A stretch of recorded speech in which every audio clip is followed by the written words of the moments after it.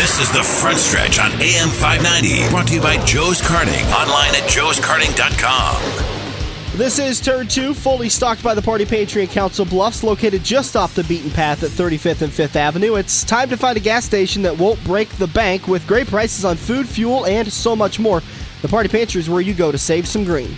You know what's kind of nice about the Party Pantry? I was down there actually today.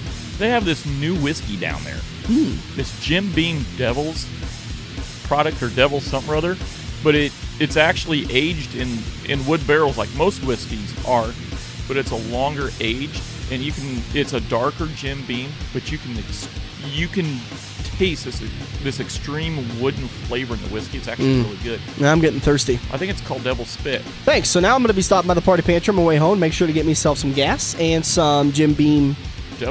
I think it's called Devil's Spit, but it's Devil's something. Okay. It's Devil's something, but it's nice. It's really good. Make sure to head over there. Like we mentioned, they've got great prices on gas, food, and so much more, including beer and liquor. 35th and 5th Avenue right there in Council Bluffs. It's time for the Fast Five, and we'll start off with talking about that golden horseshoe that Jimmy Johnson seems to have stuck up. Nope, can't say that on the air.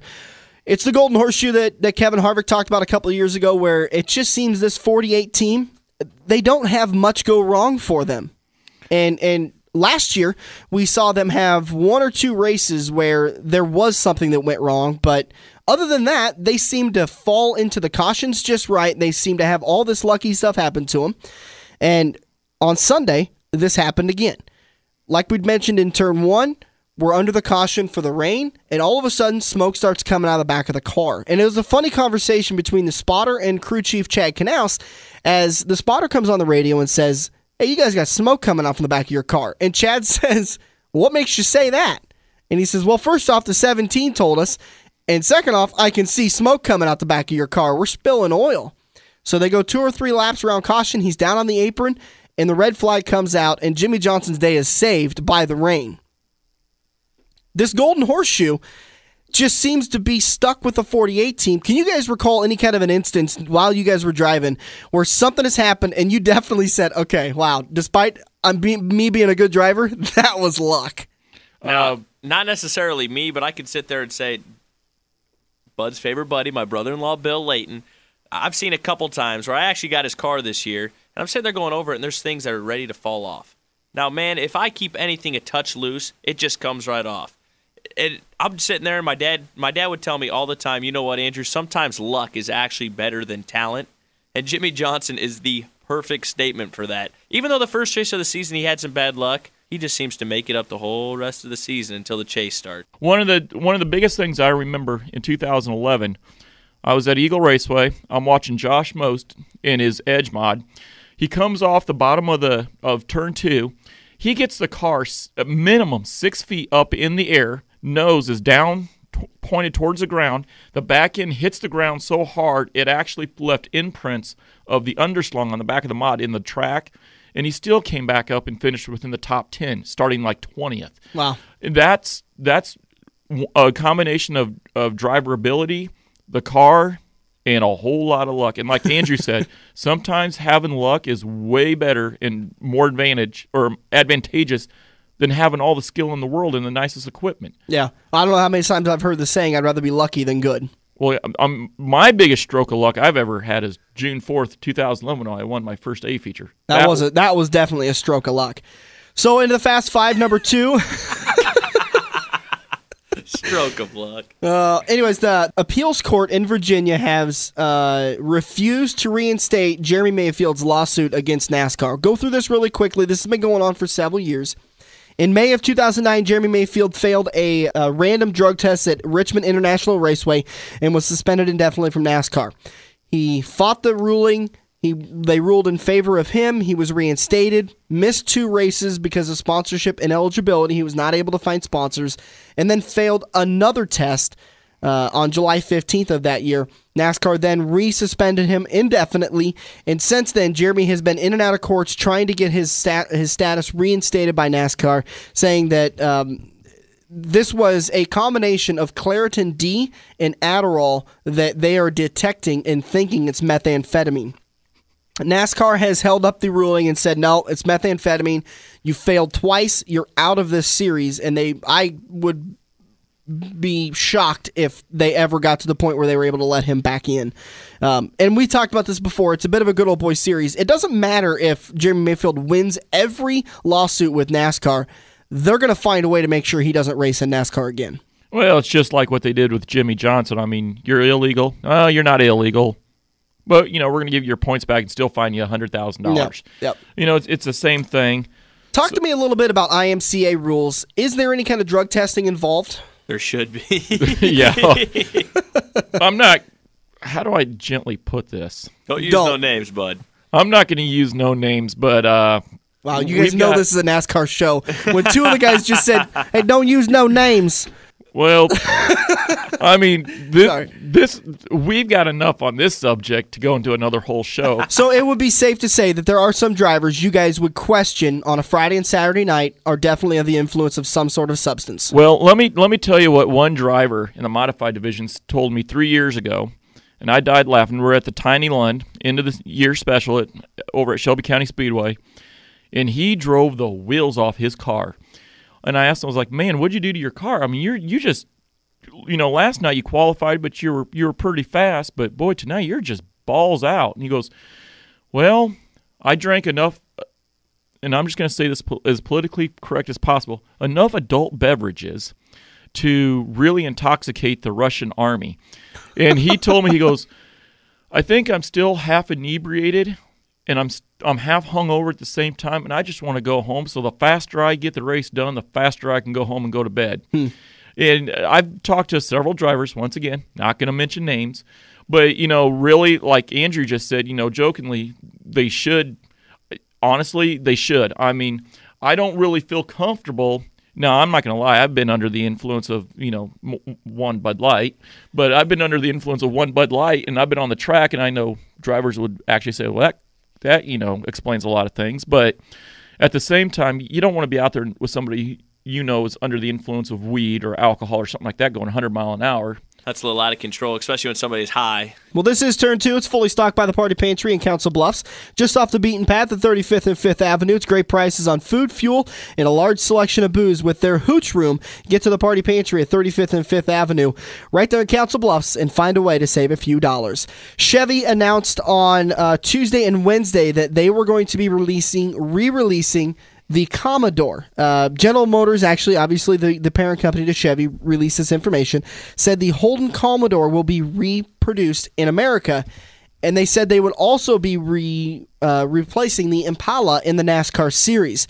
You put two and two together, and you understand that the Commodore is going to be the new car for the NASCAR series. The Impala slowly replaced the Monte Carlo in 2007 as NASCAR phased in the car of tomorrow, the car that we're driving and we see on the track today. So now the Impala seems to be on its way out and the Commodore coming in. For me, it's kind of an end of an era, even though it's only been 5 years with the Impala. I've never seen the Commodore. I saw brief pictures on the internet of it. It doesn't really look that racy. It's a sedan. It's not a car.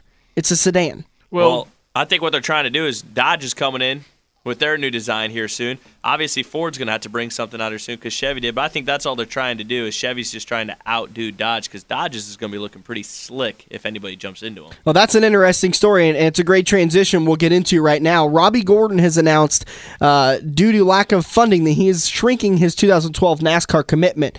Now, Robbie Gordon has had some issues last couple of weeks. You'll notice in Las Vegas that he didn't even race that day. He was in the top 35 in owner points, and he was locked into a qualifying position, but while he was trying to qualify, he couldn't get his car started. The engine just completely shot. So his day was done, and that dropped him out of the top 35 in owner points. So he no longer was eligible for an automatic qualifying position. Since then, he has failed to qualify at Fontana and at Bristol Motor Speedway. He announced earlier last week that he was going to be attempting to qualify at Martinsville, but his plans for Texas were probably not going to be happening. He instead was going to be focusing on the marketing of his energy drink, Speed Energy, which has been funding his organization for this year. Here's the thing I wanted to bring up, and Andrew, you kind of hinted on a little bit when you talked about it. Let's say it's 2013, and Robbie Gordon's only able to race 20 races because of funding. That means that there's going to be 16 races where there won't be a Dodge in the field. And you and I have disagreed about this a little bit. It'll be a tragic thing if there is a few races next season where there is no Dodge presence. Does this scare Dodge to seeing? All right, we're already seeing that this guy is not able to have a full series. He's not funded enough. He's doing what he can to be creative and be able to go to the races that are going to be the most effective for him. Does this make Dodge light a little bit more of a fire to say, we got to go get an organization today? I think Dodge already has that fire lit under their seat. They're just not really disclosing a lot of who they're talking to and what they're doing behind the scenes. I've said it once, and I'll say it 100 times more. Dodge is going to be around for the next 2 or 3 years, at least. Now, are they a mainstay like the Fords and the Chevys? No. Do they have the resources there? I think they do, but they're not ready to allocate all those resources to NASCAR.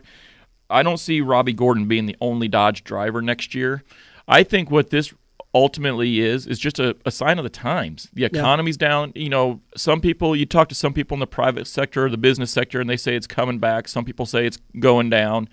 You know, running these Cup cars, even for a one-man operation, it's no laughing matter. It's extremely expensive. I mean, it's ridiculous to put a team together, to build a car, to find sponsorship for it, to get all the way to the track, spend the gas money to get down to the track, pay everything you've got to pay through the NASCAR circuit to get to be racing, and you don't even qualify for the race. That is a killer.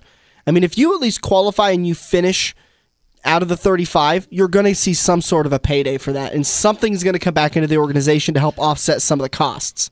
Dodge ain't going to just fold up and get out of NASCAR that easy. Yeah, this offseason is going to be very interesting to keep an eye on, and over the next probably 8 months as we continue with the season, we find out if there is any teams that jump ship with the Chevy, Ford, or Toyota organizations and come over to Dodge. I think the one team that'll probably do it, and I said a couple weeks ago, the 2 Burger King cars, Landon Castle and Rudiman, I think that team's got to make a change. They're having engine problems. They've never been good with Toyota, even when they were Red Bull. Both cars actually blew an engine within 10 or 15 laps of themselves this week at Fontana. They keep having problems every single week, it seems like, and they run right with each other about 36th, 35th position, and I think they're going to be one team that's going to have to go somewhere. If they don't go Chevy, I bet you they go into a Dodge. Yeah. Well, that'll be interesting to see how that goes. Now, the All-Star race has seen some modifications throughout the years as NASCAR eventually implemented a NASCAR race, and they've kept tweaking with the formula a little bit to make it more and more interesting.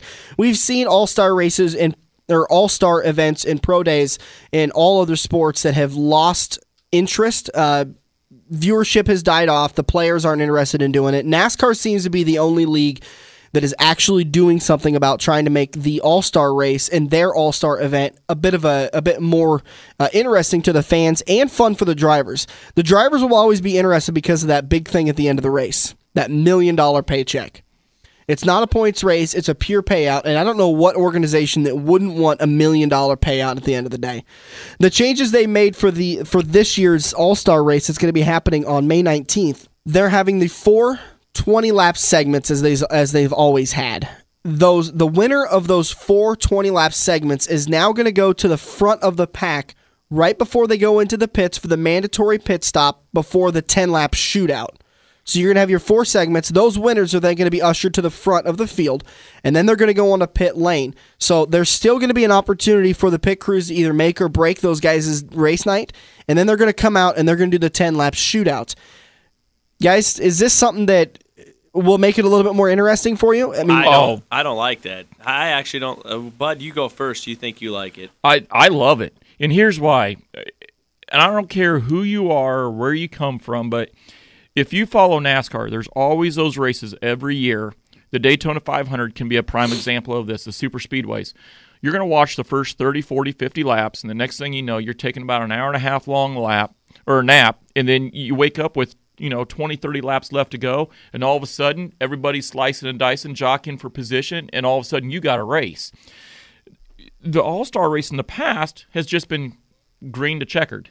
There's been its segments. They've had this format set up to where it's the 4 20-lap segments, but the added interest is to those 4 guys is to win that 20-lap segment.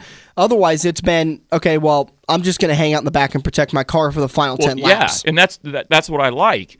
like you said, it's got that incentive there. So if Tony Stewart's back in the back, or if Jimmy Johnson and his wheelbarrow golden horseshoe show up, I mean, he's the only guy I think that in 20 laps could start a lap down, blow an engine, and still finish, second or winning one of those 20 lap segments. So I do like the idea that they're putting those 4 guys, right after that mandatory pit stop, they're going to put those 4 guys starting first through fourth up there, for that 10-lap shootout. You're going to see a lot of viewership, and I think the ratings is going to be really high this year for the All-Star race. NASCAR could use some ratings. They've been down so far these first 5 races, so hopefully that's one of these big events that's going to turn around. Andrew, you don't like it. Well, what I'm thinking of is, okay, you're going to run. These guys are going to run hard, and maybe there's a guy. Maybe Tony Stewart doesn't win one of those 4 races, but he's working hard because both of you are Tony Stewart fans. That's why I want to say it.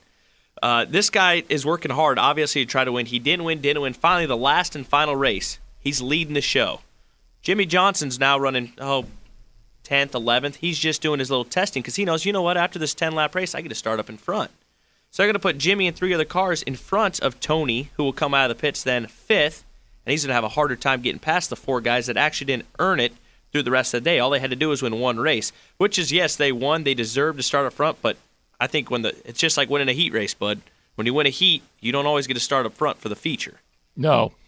Well, it's and this I think this is just NASCAR's attempt at making those first 20 lap segments, the 4 20-lap segments, making them a little bit more competitive because we like to see these guys bumping and grinding, rubbing, racing. We love to see that kind of stuff. When there's $1 million on the line, you better believe they will push you out of the way. Well, that's why God gave man the ability to make bumpers. That's right. Well, we're about to head to turn 3. We'll be talking with Chuck Vanderheiden from Stewart Speedway. Going to be interviewing him next about some of the changes they made in the offseason. This is The Front Stretch, presented by Joe's Karting in Council Bluffs on AM 590, Omaha's ESPN Radio. Summer is right around the corner, and that means your cooling system is going to be put to the test. Getting your car in for a radiator flush and air conditioning coolant recharge will save you a headache when we start seeing triple-digit temperatures.